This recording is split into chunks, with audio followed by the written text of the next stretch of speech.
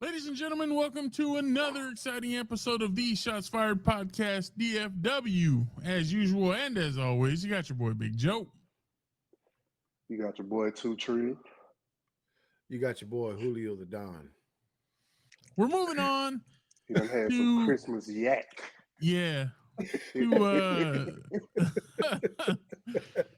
We're moving on to the next topic, and that is Jamal Adams going a little too hard in the paint on a reporter. T, tell us about it, brother. So apparently this reporter or person has said yikes to Jake Ferguson catching a touchdown on him. Mm-hmm. And Jamal Adams responded with yikes, but included a picture of the reporter's wife or the person's wife. Right. Wow. So Journalist, reporter, whatever. I guess I'll start with you, Big Joe. Let me hear what you think about it. Did he go too far? So let me preface this by saying he also said he just wanted the person to leave him the hell alone. Now go ahead. Okay, so I'll do you one better. We got some audio from the Undisputed show, and we'll let Skip and them just kind of dive into it, and then we'll go from there. Go ahead, Julio, hit play on that. All right. Jamal Adams did not back down yesterday, saying, I hate that I had to bring her into the situation, but at the end of the day, the ultimate goal was to get at him. This all started when SNY TV reporter Hughes shared a video of the Cowboys' Jake Ferguson catching the go-ahead touchdown pass on Adams with a caption of yikes. Adams responded by captioning a picture of Hughes and his wife with yikes. Adams said, oh, it's always the athlete that crossed the line when he responds. But at the end of the day, disrespect is disrespect. So I responded. I knew when I hit that tweet, I wasn't in it to win it. It was to get him to understand to leave me the hell alone. Cut it right there. So here we go. As an athlete, Yikes. you're automatically going to be under scrutiny from people that a majority of the people that are giving their opinion have never played or maybe played, they've never done professional sports. You know that as an athlete, as a professional athlete, that you're under a microscope. Yep. And this just kind of comes with the territory, in my opinion. Mm-hmm. The man is the guy showed the video. Everybody in the entire nation saw it. It was a national game, right? Like everybody can see that. Yep. It's not anything that he brought up that was hidden. It's like, oh, let me show y'all something nobody's ever seen. No, it's out there for everybody to consume. The fact that Jamal Adams comes back and he's like, oh, I'm going to hit him where it hurts. To me, that's, you got rabbit ears, you got thin skin. And as many years as you've been in the league, you're still responding like that. And you make it personal? Why? The attack was not personal, fam. You should be mad at Jake Ferguson for putting one on your ass. Not mad at the reporter for posting the video of it. And then you're gonna dog his girl like that. To me, he handled it poorly. I can understand, like, I do understand that they had some history before from when Jamal Adams played for the Jets. Mm-hmm. But if you want somebody to leave you alone, you're gonna go that route by like, I'm gonna poo all over your significant other because she's ugly. Like basically that's what he said. I don't agree with it, bro, but that's just me. Julio, what do you think, man?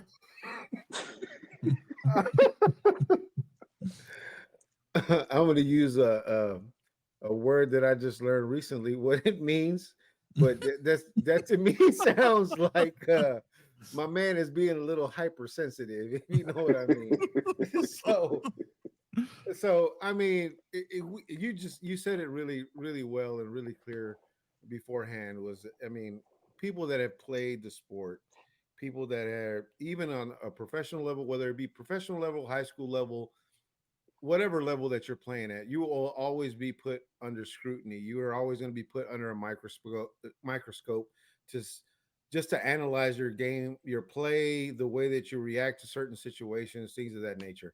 Um, so to me, it's something that you have to have thick skin in order for you to play the game because again, a perfect example, and I don't mean to just bring him up out of left field, but like Dak Prescott, for example, he's always being scrutinized not only for being the Dallas Cowboys quarterback, but you know the interceptions issues that he was having last year, and all these other things that were going on as far as play goes.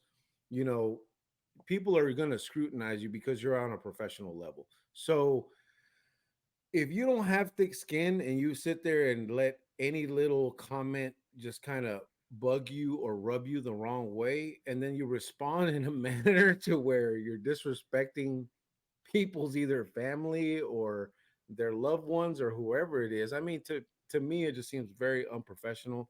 He could have taken again the high road and been like, you know what, it is what it is. Let him talk his trash or whatever it was for what it is. But you know, I'm going to continue to be me. I'm going to continue to play my game and show Right. the reason why I am great at my position or why I got placed in this position to begin with. So I don't think I don't think that it was the correct way for him to handle that situation. But again, to me, it just seems like he's being a little hypersensitive. Nice. So What about you, T? If I'm the reporter, I'm flying to Seattle. I'm about to see Jamal Adams about that. Like you, come on, man. You standing on business, bro? You standing on Man, we business? yeah, we gonna stand on business today. You just, bro, you don't you don't bring up nobody significant other into a spat about sports.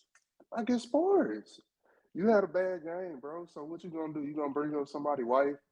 say it again. Every reporter's wife Say it again. that says you suck. Oh, oh, So say another. that wasn't Say like, another motherfucking word, and this and shit is then over. to his point, how the hell is that you doing that supposed to make him leave you alone?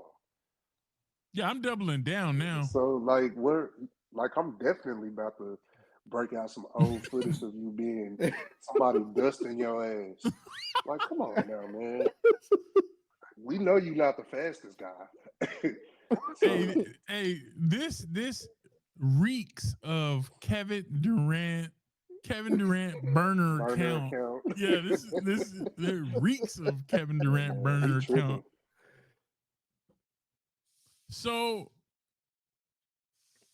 it what do you think should Jamal Adams possibly be, I don't want to say penalized, but should he be looked at Nah, by the league for nah, conduct detrimental or nah, unbecoming of the shield? nah, nah, nah. Because We all know. then you gotta scrutinize every player that does something Yeah, that's conduct detrimental, Mm-hmm. and they're not gonna do that. Too many stars going around, so Yeah. yeah. nah. And for me, it's like I understand that there's a certain standard that the NFL will hold every individual player for. They're going to say, hey, you represent our brand, you represent the not just your organization, but you represent the NFL. You know, I get that part of it, but at the end of the day, it's a small spat to be, oh well, this is a, oh, you, we should fine you x amount of dollars, or we should do this or reprimand you or suspend you from games. I don't think that that is also the correct way to handle that situation. They should be able to let those individuals discuss that and say, hey, you know, yeah, I may have said some things that were out of context or that didn't didn't necessarily need to be said, and I apologize for those things, and let them hash that out themselves, as opposed to be like, oh well, we're going to hold everybody to this standard now. Because again, like what T just said right now, then you have to hold other players accountable for what they've said in the past and things that they've mentioned or things that they've yelled at reports. I'm pretty sure it's not the first time that this has happened. It's just now it's more publicized and people are watching it a whole lot more. And you know, again, we can go back to saying like back in at a certain point in time, you know, you didn't have this much exposure when it came to that, but now everybody reads into it so much that they're like, oh yeah, this isn't right or this is wrong or blah blah blah, and it turns it into this bigger thing, which it doesn't necessarily have to be that. Yeah, just don't let Twitter be your downfall. Like, Yeah, Yeah. don't let Twitter take you out the game. Yeah, for sure, man. Um, no, I agree with you guys, man. Great points. I think Jamal Adams, like I said, this many years into the league, you're still that sensitive. Like, bro, just go out there next week, bust ass, and you'll be back on top, bro. But prove them wrong. you Prove them wrong. not. I almost feel like you bring more attention to the situation by addressing it. Yep. You know, I'm sure it wasn't a big deal until he addressed it. Then it became a big deal. I mean, Yep. if he would have just had a remark or a rebuttal and didn't include the picture, then we wouldn't even be having a conversation because it wouldn't mean anything. Exactly. Like he could have just, I don't. Let me see you do it. He could have said that. Nobody would be having this discussion, but because he included the picture and then basically reiterated what the reporter said about him, people can only take it one way. Yeah. So, Yep. sometimes I feel like these athletes, they search for attention when all you have to do, bro, is just go out there and ball out. You gonna get the Play. attention. Yep. You Play. gonna get the attention. Play. Yes, sir. I agree. So good stuff, boys. Everybody that stuck around, watched the video. We do thank you so much for taking the time, spending it Yes. with us. And we ask that you please like, comment, share, subscribe, give us a thumbs up. Like this video, it helps the algorithm. It gets us in front of more people, helps give us exposure. It's free. Yes. So anything helps. We appreciate it. And we will catch you in the next one. Until next time, holla at your boy. Peace.